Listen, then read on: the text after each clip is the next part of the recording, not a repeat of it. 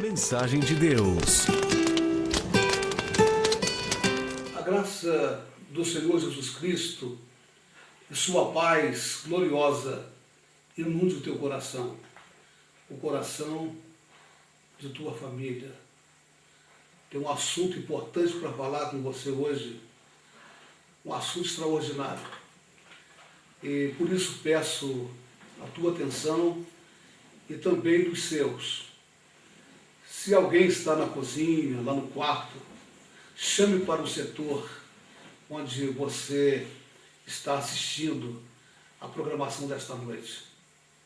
Deus te abençoe. O texto bíblico para o que vamos falar está na carta que Paulo escreveu a Filemon, a carta que denomina-se Filemon, tem somente um capítulo. Nós encontramos no versículo 1 e 2 a seguinte palavra de saudação do apóstolo Paulo. Paulo, prisioneiro de Jesus Cristo, e o irmão Timóteo, ao amado Filemon,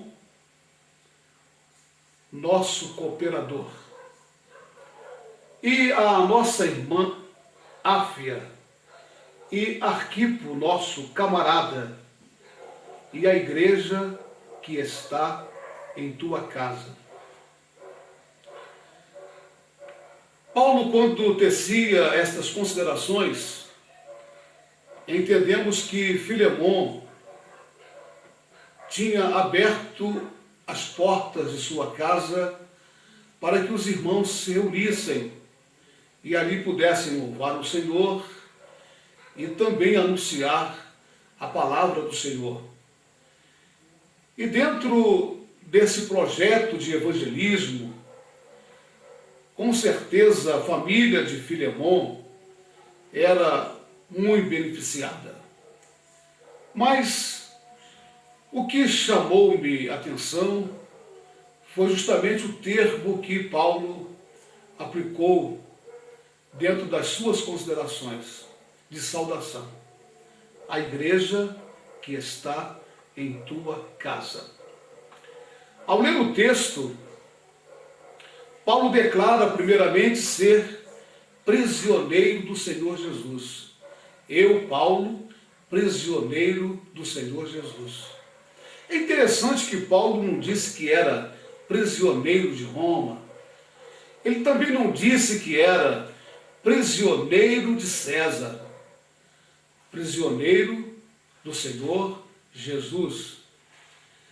Paulo, dentro da sua visão espiritual, e com certeza sendo discípulo, seguidor de Jesus, e agora exercendo o apostolado, ele mesmo considerou como o último dos apóstolos. Paulo, então, estava enfatizando uma coisa interessante, que o próprio Senhor Jesus, dentro do seu comportamento, diante de Pôncio Pilatos, o governador da Judéia, quando Jesus era prisioneiro e que ali estava para ser julgado, Pilatos, com a sua arrogância, esbanjando autoridade e pensando que realmente tinha toda ela, Pilatos disse a Jesus naquele momento: você não sabe que eu tenho poder para mandar te soltar ou até mesmo mandar matar? E o Senhor Jesus Cristo, olhando firmemente para Pilatos, disse: nenhum poder tu teria se meu Pai não tivesse te dado. Foi assim também nesse espírito de heroísmo, nesse espírito cristão, na certeza de que estava palmilhando a estrada certa, a estrada que uma vez havia sido proposta pelo Senhor Deus, que Paulo também não dava esse gostinho para César. Ele dizia: eu não sou teu prisioneiro, eu sou prisioneiro do Senhor Jesus Cristo. Estou aqui por causa do seu Evangelho.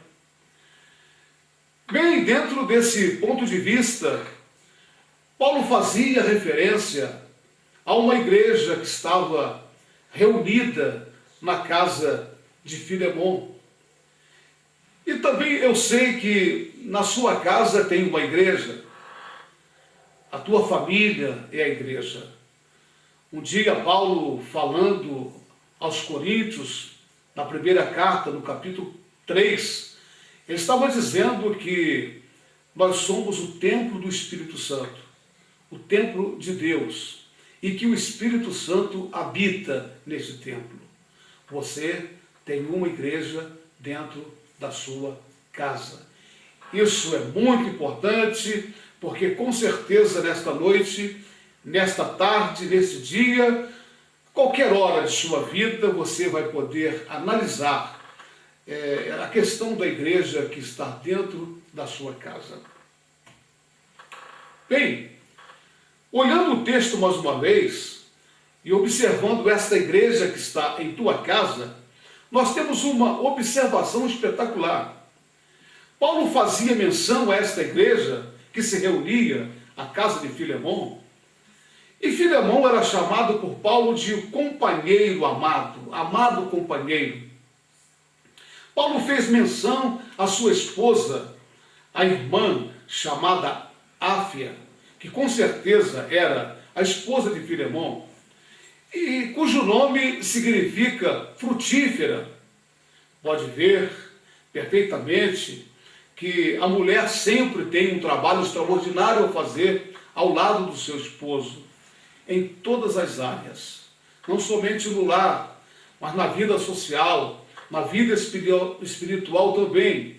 E tinha um homem que ele mencionou como Arquipo, que era considerado como um trabalhador, um cooperador, um colaborador de Paulo na pregação do Evangelho, especial no desenvolvimento daquela igreja que estava se reunindo na casa de Filemon. Por certo, alguns comentaristas dizem que Arquipo era filho de Filemon. Bom, na verdade, ele é considerado como um mestre. E todo aquele que é mestre tem habilidade no ensino, em qualquer atividade que exerce, pois o nome de Arquipo significa mestre de cavalo. Não importa a função, o hobby que ele tinha, a profissão. Na verdade, ele era considerado como um mestre, um professor. E Paulo considerava como um companheiro de lutas, ou mesmo um companheiro de armas. Bom, devemos considerar que os que estão ao nosso lado realmente são os nossos companheiros, aqueles que estão lutando em prol de uma mesma causa. Mas eu tenho uma pergunta para fazer para você nesta noite, nesta tarde, neste dia. A igreja que está em tua casa, onde quer que esta igreja esteja locada, é importante saber que essa igreja sempre será uma igreja vitoriosa. Por isso que você diz que a tua família é uma família vitoriosa. A igreja, em qualquer lugar que ela esteja, sempre será a coluna da verdade, o baluarte da verdade, que significa algo de extraordinário na pregação do Evangelho. É interessante que Paulo trazia a Filemon uma figura maravilhosa, porque ele trazia uma imagem arquitetônica bastante significativa para Timóteo, que estava pastoreando a igreja que estava em Éfeso. Pois você sabe que em Éfeso, o que estava predominando naqueles dias era realmente a imagem de Diana, a deusa dos Efésios. E o templo de Diana possuía 127 colunas.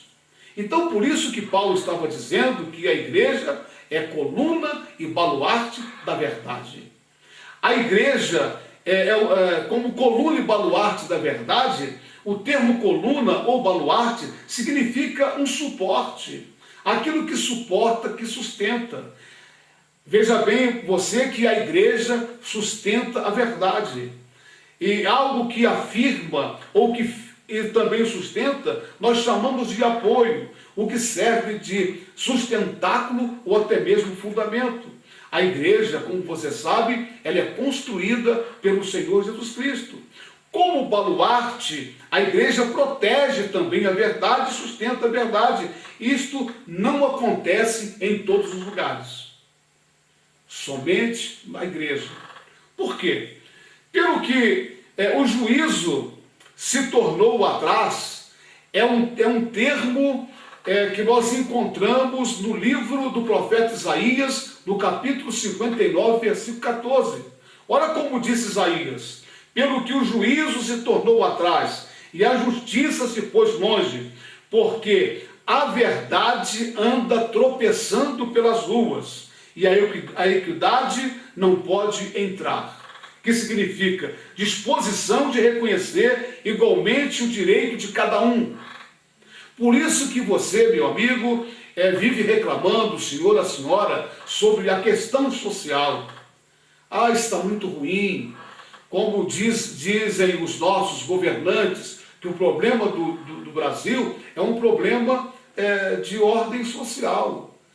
Mas quem comenta isso até realmente não se lembra que nós já tivemos, por exemplo, presidente que tinha todas as informações sociais.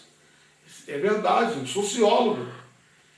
E os problemas sociais estão por aí, na nossa porta, nas nossas ruas, à frente de nossas casas, nos seios das famílias, estão também no nosso município. Como você sabe, então, não é sociólogo que vai resolver o problema social do Brasil. Não, muitas vezes nenhum profissional na área liberal vai conseguir fazer isso. O psicólogo não vai, o psicanalista também não vai. Você está entendendo? Por isso que nós precisamos tratar muito bem da igreja que está em nossa casa. Porque, na verdade, como dizia Isaías, a verdade anda tropeçando. E a igreja, ela é coluna e também baluarte da verdade. Ela é a guardiã de todos esses valores. Qual a importância de ter uma igreja em casa? Isso é maravilhoso. A importância de ter uma igreja em casa é interessante que, ao cumprimentarmos uns aos outros, até nós perguntamos. Você sabe muito bem que quando você encontra o seu amigo na rua, você cumprimenta-o e perguntando: como vai você? Como vai a sua família? Como vai os teus negócios? E aí você dá uma pausa e espera a resposta. Geralmente a resposta desse a quem você cumprimentou, ele vai dizer: mas tudo bem, graças a Deus. Você pode observar que não é comum. Talvez nunca ninguém perguntou a você assim: como vai a igreja em tua casa? Pergunta-se pela família, pergunta-se pelos negócios, pergunta-se pela saúde física. Mas perguntar pela família não é a mesma coisa que perguntar: como vai a igreja em tua casa? Ela está fria ou ela está quente? A igreja em tua casa está animada ou desanimada? Ela está fervorosa ou não está fervorosa? Ela ora constantemente ou ela não ora dia nenhum? A igreja em tua casa é uma igreja espiritual ou uma igreja carnal?